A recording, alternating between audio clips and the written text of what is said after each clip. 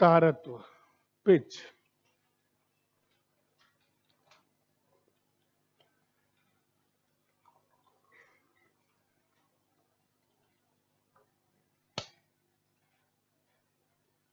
लिखिए that quality of sound, that quality of sound by which we feel its graveness or shrillness. ग्रेवनेस, नेस आप बढ़ा लीजिएगा, मैं grave की स्पेलिंग लिख दिया हूं, ग्रेवनेस और श्रिलनेस।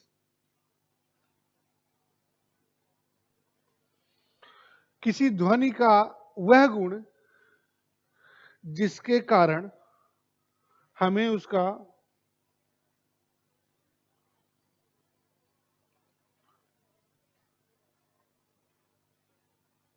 मोटा या पतला होना पता चलता है। होता है ना मोटी आवाज और पतली आवाज, ये ग्रेव साउंड को फ्लैट साउंड भी बोलते हैं, मोटी या सपाट ध्वनि।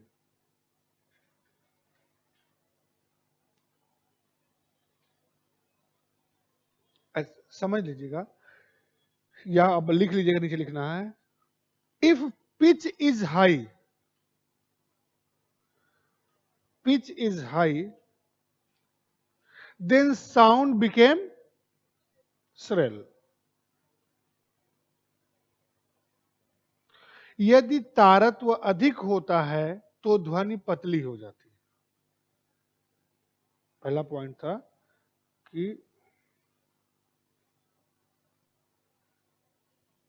यदि तारत्व अधिक होता है तो ध्वनि पतली हो जाती है। किसकी पतली होती है? लिख लीजिएगा example such as female sound.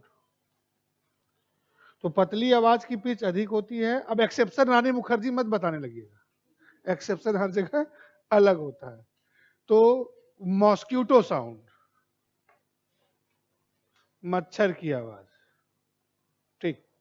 Case 2, ये पहला केस था कि यदि तारत्व अधिक तो आवाज पतली हो जाती है, ध्वनि पतली हो जाती है। फिर दूसरे देखिए, if pitch is low then sound became grave और फ्लैट। यदि पिच कम होती है, यदि तारत्व कम होता है तो ध्वनि मोटी या सपाट हो जाती है, मोटी या सपाट। सच है, जैसे मेल साउंड, पुरुषों की आवाज। अब इसका भी अपवाद मत खोज लीजिएगा, कोचिंग में अपवाद दिखता है कहीं? मैनेजमेंट के लोगों में अगर देखा जाए तो कोई ऐसा मैनेजमेंट का बंदा अभी तक आपको मिला DIS में जो इसका अपवाद हो? नहीं हुआ, अपवाद नहीं है, नहीं मिला।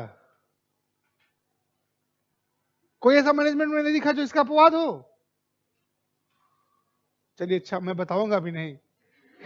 क्यों? क्योंकि क्लास रिकॉर्ड लाइव चल रही है, ठीक।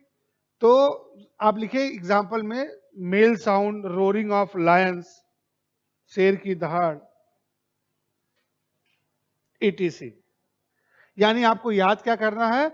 महिला मच्छर एक समान और पुरुष शेर एक समान। अब इसमें मैं कोई डिस्क्रिमिनेशन नहीं कर रहा हूं।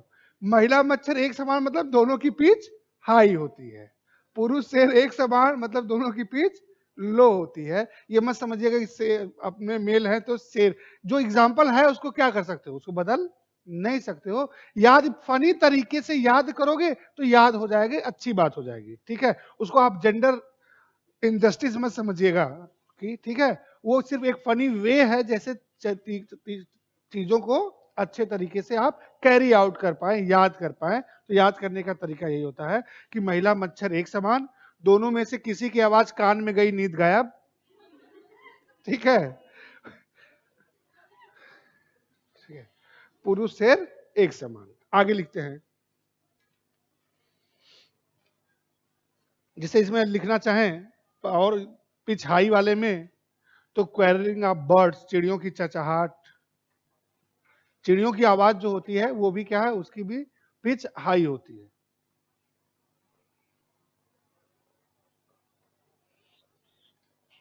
ठीक है, यहां लिखिए नोट, NOTE,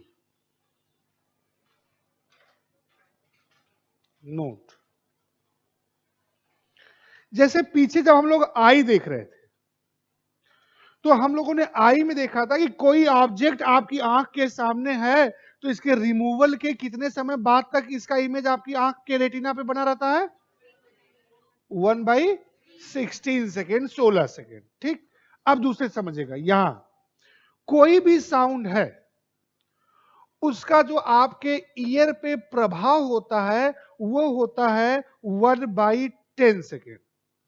इसका मतलब समझिए, फिर मैं आपको लिखवा रहा हूं। यानी जो वर्ड्स बोल रहा हूं, तो जो दो लेटर है, दो शब्द जो है, दो अक्षर के बीच का गैप कम से कम एटलीस्ट कितना होना चाहिए, 1/10 सेकेंड। क्योंकि मैं बोल रहा हूं, मतलब बोल अलग अलग चीज है। तो बोल सही से क्लियर कब सुनाई पड़ेगा, कि बो के बाद 1/10 सेकेंड बाद मैं ल बोलूं। क्यों? क्योंकि बो का प्रभाव आपके कान पे कितना रहेगा, 1/10 सेकेंड तक रहेगा। तो उसका प्रभाव खत्म होगा, तब ल पहुंचेगा, और ल का प्रभाव भी क्या होगा, 1/10 सेकेंड। अगर बिफोर 1/10 सेकेंड, यानी हम इतनी तेजी से बोलने लगे कि दो लेटर्स के बीच में, दो अक्षरों के बीच का गैप जो हो वो लेस देन 1/10 सेकेंड हो जाए, तो आपको सुनाई तो पड़ेगा कि कुछ बोल रहे हैं, लेकिन क्या बोल रहे हैं वो समझ में। जैसे टीवी में ऐड देखते होंगे सेंटर फ्रेश का, जीभ क्यों लबलबाई, देखा है? यानी इतनी तेजी से, वो वेटर वाला होता है, मेनू पढ़ने वाला, इतनी तेजी से पढ़ जाता है कि क्या बोल रहा है वो समझ में नहीं आता, बस ये समझ में आया कि वो मेनू पढ़ रहा है। मीन्स कि अगर बात को समझना है तो ये कंपलसरी है कि दो लेटर्स के बीच की जो प्रोनाउंसिएशन गैप है वो कम से कम कितना हो, 1/10 सेकेंड। तो लिखेगा effect of sound upon our ears by 1/10 second. किसी भी ध्वनि का प्रभाव कानों पर 1/10 सेकेंड तक रहता है। किसी भी ध्वनि का प्रभाव कानों पर 1/10 सेकेंड तक रहता है। ठीक है, ध्यान रखिएगा। आंख 1/16, कान 1/10। कंफ्यूज मत करिएगा, नहीं तो इधर का उधर हो जाता है, उधर का उधर हो जाता है। आगे देखते हैं दूसरी चीज।